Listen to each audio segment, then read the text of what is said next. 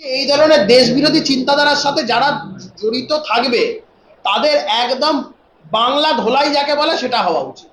বাংলা ধোলাই, এখানে অন্যরকম কোনো লুকিয়ে চুরিয়ে কোনো কথা নেই, রাগ ডাক গুড়গুড়ের কোনো ব্যাপার নেই।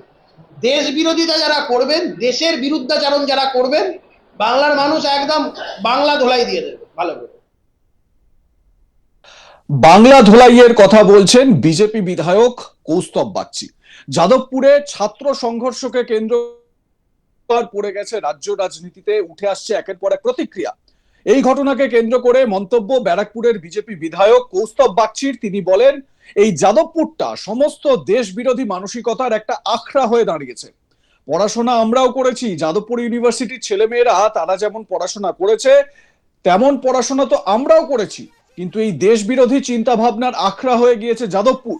দেশের মধ্যে জেএনইউ আর পশ্চিমবঙ্গের মধ্যে যাদবপুর, এই সমস্ত ইউনিভার্সিটি গুলো সমস্ত দেশ বিরোধী চিন্তা ভাবনার আখড়া হয়ে দাঁড়িয়েছে। এখানে পুজো করতে এদের অসুবিধা, ইফতার পার্টি করতে কোনো সমস্যা হয় না। কৌস্তবের সাফ কথা, এ ধরনের দেশ বিরোধী চিন্তাধারার সঙ্গে যারা জড়িত থাকবে তাদের একদম বাংলা ধোলাই যাকে বলে সেটা হওয়া উচিত। এখানে অন্যরকম কোনো লুকিয়ে চুরিয়ে কথা নেই। দেশ বিরোধী যারা হবে বা দেশ বিরোধিতা যারা করবে, দেশের বিরুদ্ধাচরণ যারা করবে, বাংলার মানুষ একদম বাংলা ধোলাই দিয়ে দেবে ভালো করে। কি বলেছেন কৌস্তব বাগচি, আরো একবার শুনুন পুরোটা।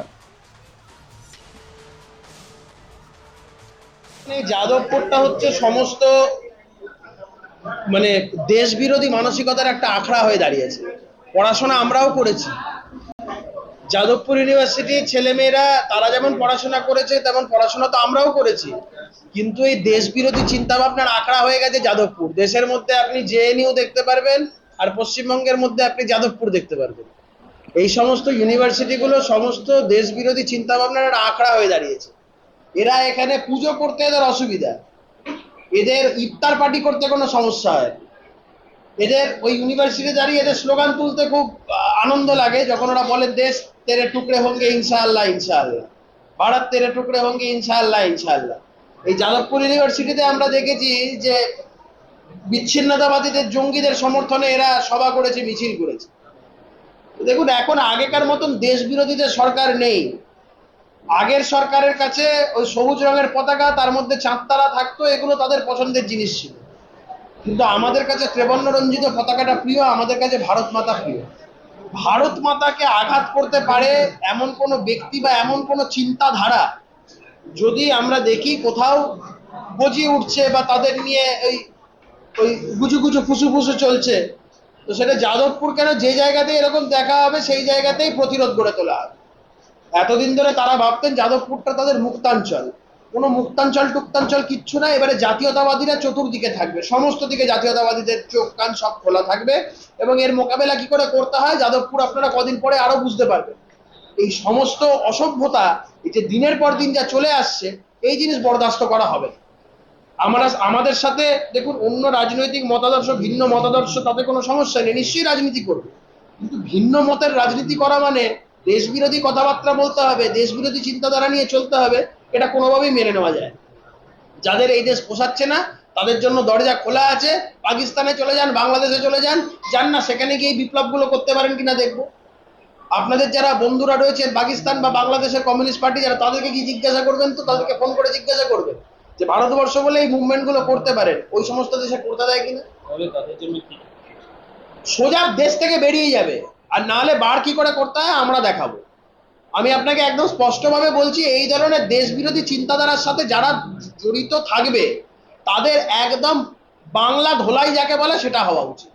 বাংলা ধোলাই, এখানে অন্যরকম কোনো লুকিয়ে চুরিয়ে কোনো কথা নেই, রাগ ডাক গুড়গুড়ের কোনো ব্যাপার নেই।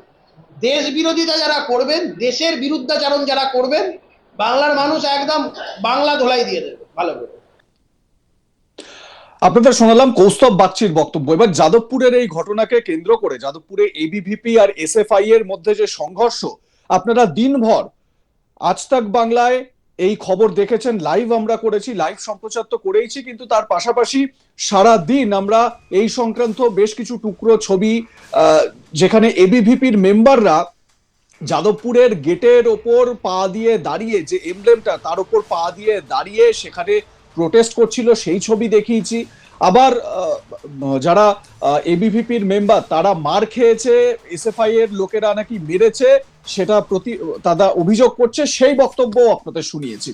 এবং এই ঘটনার রেশ কিন্তু শুধু যাদবপুরে আটকে নেই, কারণ আজকে এই মুহূর্তে যখন আপনাদের এই খবর দিচ্ছি সেই মুহূর্তে পাওয়া যাচ্ছে খবর যে মেদিনীপুর কলেজেও কিন্তু এবিভিপি আর এসএফআই এর মধ্যে একটা সংঘর্ষের খবর সামনে এসেছে, যেখানে এবিভিপির বক্তব্য যে কলেজ কর্তৃপক্ষ তারা সবকিছু জেনে শুনেও এসএফআই কে বা বাম ছাত্র সংগঠনকে একটু অতিরিক্ত সুবিধা দেওয়ার চেষ্টা করছে। এবারে তারা এটাও হুমকি দিচ্ছে অখিল ভারতীয় বিদ্যার্থী পরিষদের মেম্বাররা যে এই রকম যদি চলতে থাকে তাহলে এবিভিপি খুব ভালোভাবেই বুঝিয়ে দেবে যে রাজনীতি কি আর ছাত্র রাজনীতি কিভাবে করতে হয় ইত্যাদি, এই সমস্ত বক্তব্য বলা বলি হচ্ছে। কিন্তু এই এবিভিপি আর এসএফআই এর মধ্যে যে সংঘর্ষ, সেই সংঘর্ষের ঘটনা কিন্তু বিভিন্ন জায়গা থেকে উঠে আসছে এবং এর একটা আঁচ কোথাও না কোথাও কিন্তু আমরা দেখতে পাচ্ছি।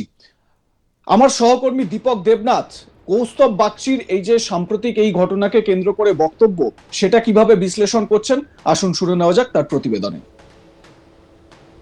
গত দুদিন ধরে যাদবপুর বিশ্ববিদ্যালয়ে একটা ছাত্রদের দুটি সংগঠনের মধ্যে কিন্তু আমরা একটা বিশৃঙ্খলা দেখতে পাচ্ছি। একদিকে এবিপিপি যেটি আরএসএস এর যে ছাত্র সংগঠন, অন্যদিকে সিপিএম এর যে ছাত্র সংগঠন এসএফআই, এই যে দুটো গোষ্ঠী, এই দুটো গোষ্ঠীর মধ্যে গত দুদিন ধরে কিন্তু একটা সংঘর্ষ বা একটা বাকবিতণ্ডা, এইটা নিয়ে কিন্তু যাদবপুর বিশ্ববিদ্যালয় কার্যত উত্তপ্ত গত দুদিন ধরে। এবং তারই মধ্যে এরকম একটি ঘটনায় কিন্তু বিজেপির যে স্থানীয় এমএলএ ব্যারাকপুরের কৌস্তব বাগচি, তিনি একটি তাৎপর্যপূর্ণ মন্তব্য করেছেন।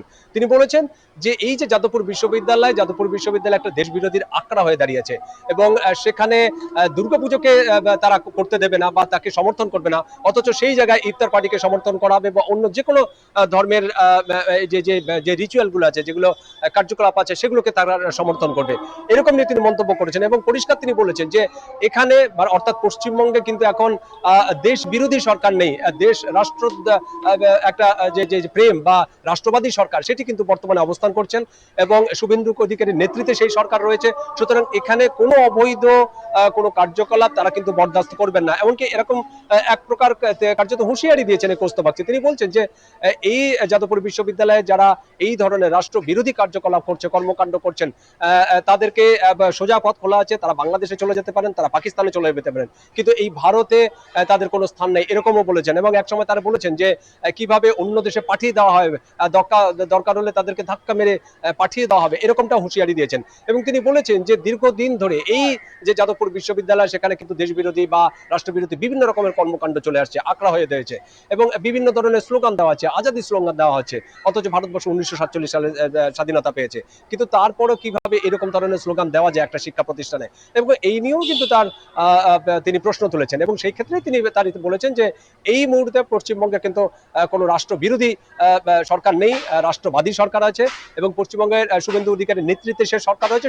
এখানে কোনো দেশবিরোধী কোনো কার্যকলাপ বা কোনো শিক্ষা প্রতিষ্ঠানে এরকম ধরনের কর্মকাণ্ডকে তারা প্রশ্রয় দেবেন না। এবং যদি তাদের এরকম স্লোগান দিতেই হয়, তাহলে সেক্ষেত্রে অন্য দেশ আছে, প্রতিবেশী বাংলাদেশ এবং পাকিস্তানের নামও তিনি করেছেন, এবং সেক্ষেত্রে তাদের সেখানে চলে যাওয়া উচিত এবং দরকার হলে তাদেরকে ধাক্কা দিয়ে সে সমস্ত দেশে পাঠিয়ে দেওয়া হবে, এরকমটাও হুঁশিয়ারি দিয়েছেন কিন্তু এই কৌস্তব বাগচি। আপনাদের মতামত কি এ বিষয়ে জানাতে থাকুন, দেখতে থাকুন আজ তাক বাংলা, সাবস্ক্রাইব করুন আমাদের ইউটিউব চ্যানেলটি।